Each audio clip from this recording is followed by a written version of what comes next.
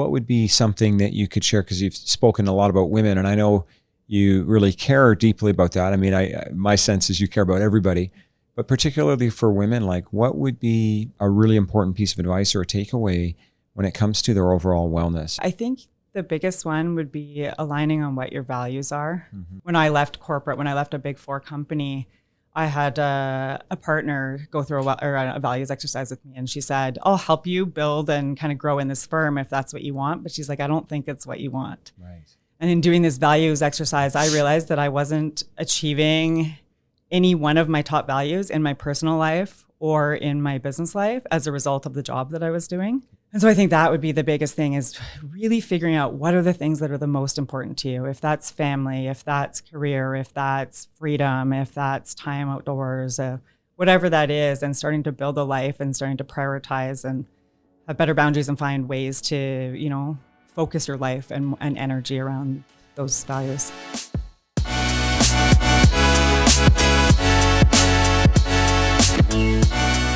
Hi, everybody. Welcome back to the Flourish podcast. I'm so excited to have with me today a wonderful guest, and she's become a great friend and somebody that I personally have a ton of respect for. Her name is Allison Mones. Welcome, Allison. How are you? Good. Thanks for having me, Ava. This is exciting. Hey, how are you doing? I'm doing good. I was thinking a lot today about this podcast and how exciting it is to chat with you because one of the things before I get too excited about you, I'd love to just hear your story. I think you're an incredible person who exemplifies, if I can say some nice things to start, you exemplify excellence, you're highly educated, you're expert in your field, but you just have an incredible amount of empathy and heart for people. And so tell us a little bit about you. Tell us about your story and what you're up to and all of that fun stuff. Yeah, thanks for that glowing review. Of course. So I grew up in Edmonton. I've been in Calgary 12 years. Okay. I am a professional engineer turned management consultant turned entrepreneur. Yeah. I spent most of my corporate career doing problem solving, kind of complex business problems for high impact energy companies.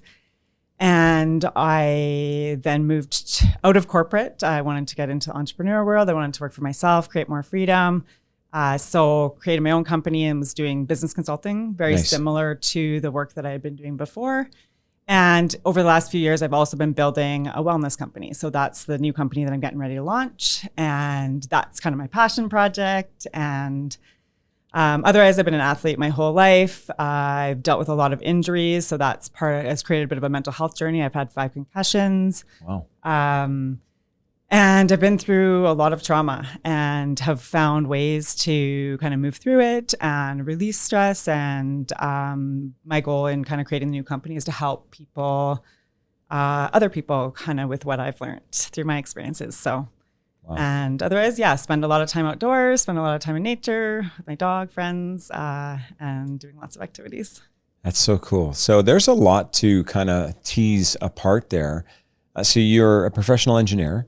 And so what have you done educationally and what led to that? Yeah, so I did an undergrad in engineering at the University of Alberta.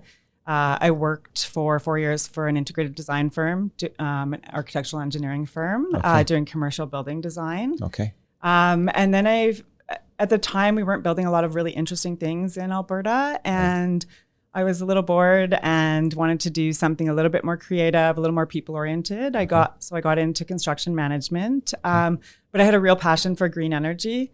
And so I decided the most impact I could make in that realm was through the energy industry instead of construction.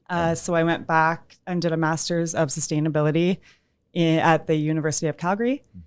And when I came out, oil and gas was really hot and there weren't a lot of environmental related jobs in Calgary. So I ended up kind of getting into the business consulting world and have worked for an American consulting firm. I worked for one of the big 4 consulting firms. And I've worked for Fortune 500 companies, all sorts of big energy companies, just solving all sorts of different problems. That's really cool. And yet you were saying that a lot of your life, you've been athletic as well. So tell us a little bit about that. That's really cool. Yeah. So grew up ski racing. I was really into track and field.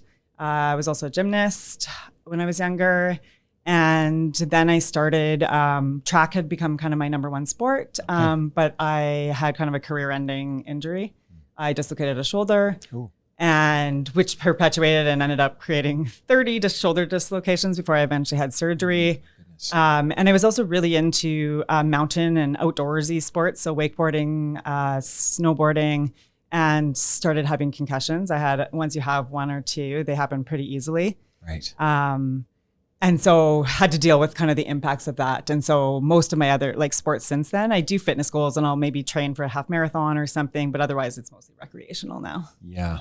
5 concussions. Eh? Yeah. My goodness. Yeah. And injury and sport and of course concussions, which is, that's different than a shoulder location, dislocation, which is bad enough, right? But and then just a real passion for wellness that seems to have birthed in you, eh? Yeah. I think the mind-body connection was like really inherent from a young age, right? When you're training and you're kind of optimizing your health for competition. Yeah. That's when there was a lot of mental health in my family as well, but that's when I thrived. That's when I felt the best. That's when, even my own mental health stuff was not as present. And, when I had purpose, my body was strong, I was eating clean. So it really kind of defined that at a very early age for me. Okay. And then trauma, you experienced some trauma. Yeah. I went through a pretty major crash at 30.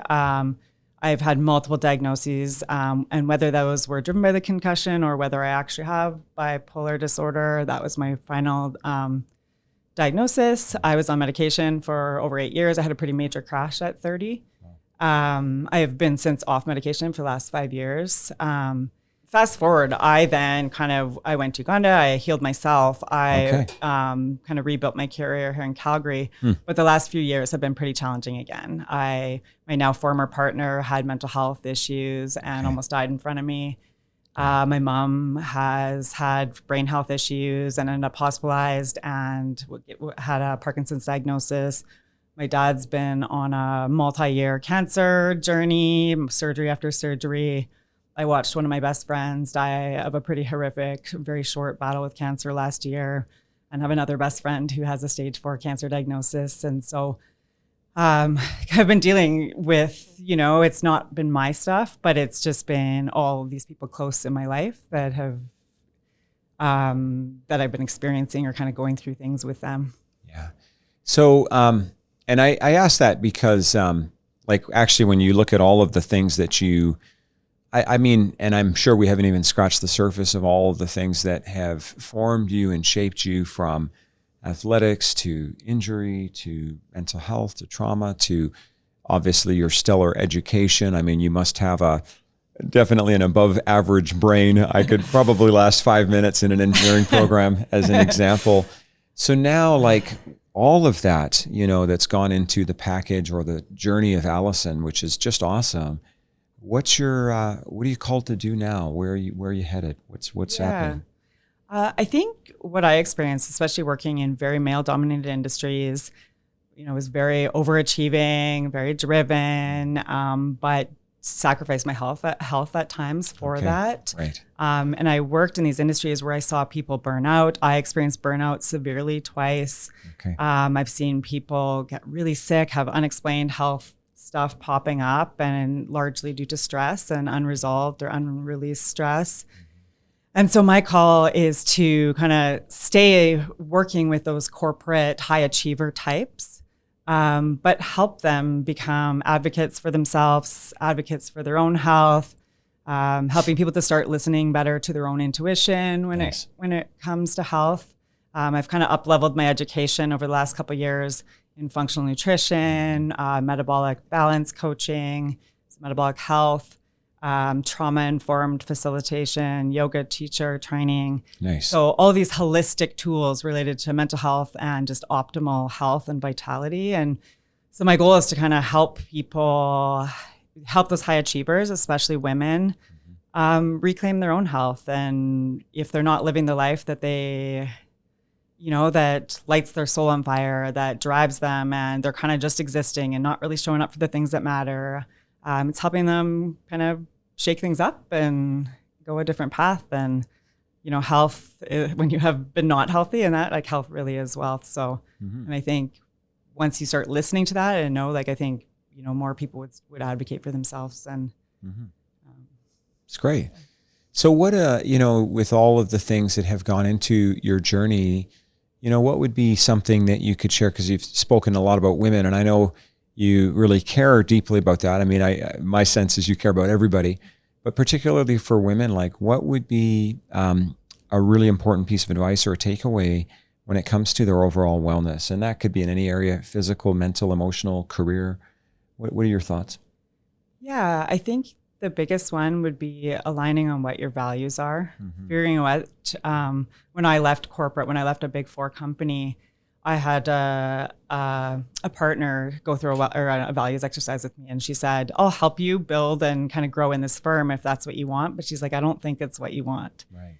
And in doing this values exercise, I realized that I wasn't achieving any one of my top values in my personal life or in my business life as a result of the job that I was doing. Yeah. And so I think that would be the biggest thing, is really figuring out what are the things that are the most important to you. If that's family, if that's career, if that's freedom, if that's time outdoors, whatever that is, and starting to build a life and starting to prioritize and have better boundaries and find ways to, focus your life and energy around those values. Yeah, absolutely. I mean, it's interesting too, because I think we all inherently have values. Like, it's not like this person has more values than this person. But I think that a lot of us struggle to really define and then to be okay with them, right? And to maybe hold true to our values in spite of situations that might pull us away, right? Yeah. I think we're all exposed to, like, subconscious, like, programming too. Sure. How we grew up, yeah, what we were exposed to, parents, that type of thing, right? And so it's easy to get caught up in, for me, it was overachieving, people pleasing, some of these things, right? And it took, like, taking a step back from those things to realize, like, how ingrained it was, right? That I didn't even realize some of the times that I was doing it. Yeah. And that this drive to climb the ladder in these really male-dominated companies, like, it wasn't what I actually wanted. Right. It wasn't, and so you get caught up in it, but it wasn't what was actually, like, driving me or kind of lighting my soul on fire. Right on. Love that. And so as you look now at what you're creating, you said that you're creating a new company and a new sort of, I mean, maybe not new vision, but, tweaking and updating it. Where are you headed? What's happening? Yeah. So I'm launching a brand new company. It's called Evolving Equilibrium. Nice. I'm hoping to start programs starting in January. So it'll be underlying focus on holistic mental health. Nice. And metabolic health. 4 pillars: mind, body, community, environment. Okay. And really it's just just repeat those again, just for the folks, so they don't have to go back 15 seconds on Spotify, because this is really important. Yeah. So mind, body, community, and environment. Love it. Okay. Sorry. And basically building up, like, I think these days, they're very quick to prescribe pills for a lot of things, Sure. right? You feel anxious, you feel stressed, the thing is, a lot of those pills don't actually solve depression, don't solve anxiety, don't solve, right? And so, but people don't necessarily know what the holistic tools are. I had gone through 5 concussions, so I had really, really bad headaches. So in trying to cure those headaches, when I was just handed pill after pill after pill, it's what actually enabled me to reduce my mental health meds, because I was eating cleaner, more time in nature, like doing more grounding exercise. So all of these kind of holistic tools that I was aiming for the headaches, all of a sudden I was being overdrugged by the medication that I was on. Yeah. And so that's kind of the goal of my company, is to start helping other people have tools to release stress and optimize their metabolic health and physical health, mental health. And not to say medication isn't necessary at times for symptoms or for people, right? Like, I would never claim that it helped me at a period of time, but giving them the other tools, right, that they may not know. Well, and that's one of the things I love about you, Allison, just to be, to really be honest, is that, with your great level of education and your obvious intelligence, it's not like you're like, oh, I'll just throw away those pills. That's just crazy. Of course not. It's recognizing that may have been a tool that you needed at a point in time. when you consider other things like the environment or metabolic health or the relationships, like you talked about community, it's what could it look like for you to not just have to rely on a pill, but to also look at other things, right? Up to and including, of course, even just nutrition or maybe dealing with the trauma. Like, a pill is not going to heal the trauma, right? And so it's not like I stop the pill, but it's as I'm doing this here, which I probably need to do at this moment, I'm also going to be strengthening that. And I wonder, like, you worked a lot in the corporate world, and my observation of the corporate world, I haven't maybe worked as much as you, but I've worked quite a bit, is, there's a lot of good people, but a lot of broken people. And that's not an insult. It's just that we have to find ways to cope with our overwhelming sense of inadequacy. And we do that by creating a male-dominant environment or creating this hierarchy or making a bunch of money or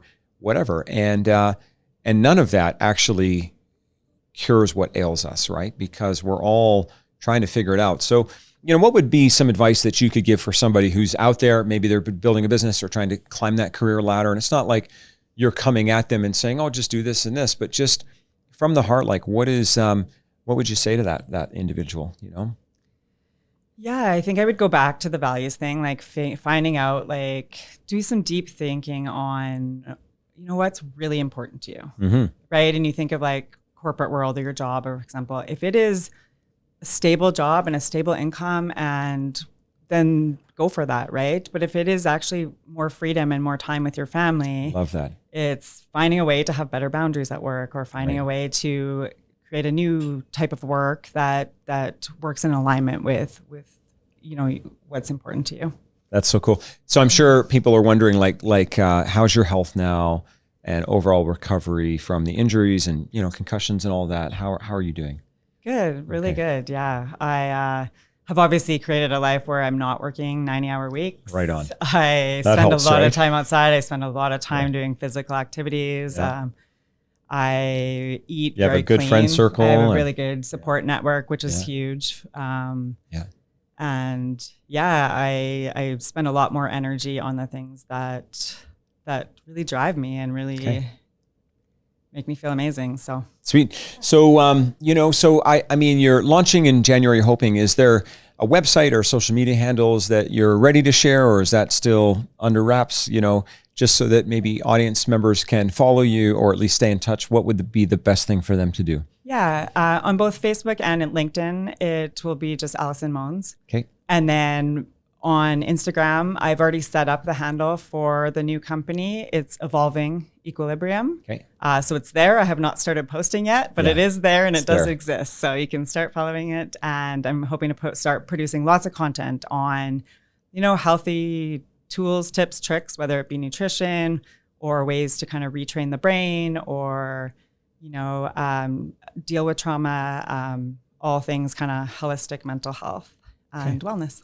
So good. So again, reach out to Allison, A-L-L, so 2 L's, right? Yeah. Allison, A-A-L-L-I-S-O-N, Mones, M-O-N-E-S, and she's on Facebook, she's on LinkedIn. I would also encourage you, if you're a decision maker in an organization, if you have a small, medium, large business, nonprofit, this would be your gal, honestly, to help with wellness and having authentic conversations. Obviously, she's been in your environment. She gets the big corporate structure, but also understands the unique challenges of women and probably has about the most balanced approach to a lot of these things of anyone I've heard. And so she'd be worth reaching out to. And I'm also happy to say, she kind of works with us too in some ways within our Flourishing tribe and Flourishing workplace. And so, you can always reach out to me and I can directly connect you to Allison as well, because there'd be nothing that would make us happier than having her fulfill her dream to help you. And you, of course, getting the help that you might need in your organization, because, leadership is tough right now. And, if you're a leader, you're also kind of expected to support the wellness and the mental health of your people and all of those things. But how can you do that, right? You're trying to run the business and lead the team. And so don't try to do it alone. Reach out to somebody like an Allison who can really support you and help you. And that's something actually I have already started doing. I've started doing some strategic coaching. Nice. Executive coaching related to sales and mindset and kind of psychological safety in the workplace. So I have started doing some of that type of coaching already. That's great. So any final thoughts as we wrap up for today, Allison? Maybe I'll just finish with a quote that I really like. Okay.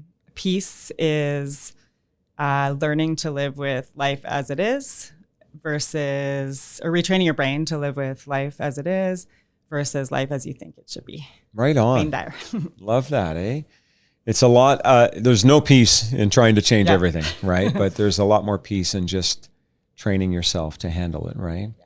Well, thanks, Allison. And we hope that you've enjoyed that. Reach out to Allison. And of course, you can always connect with us too. You can go to failuretoflourishing.com. We've got a ton of resources. We'd love to help you. Thanks, everybody.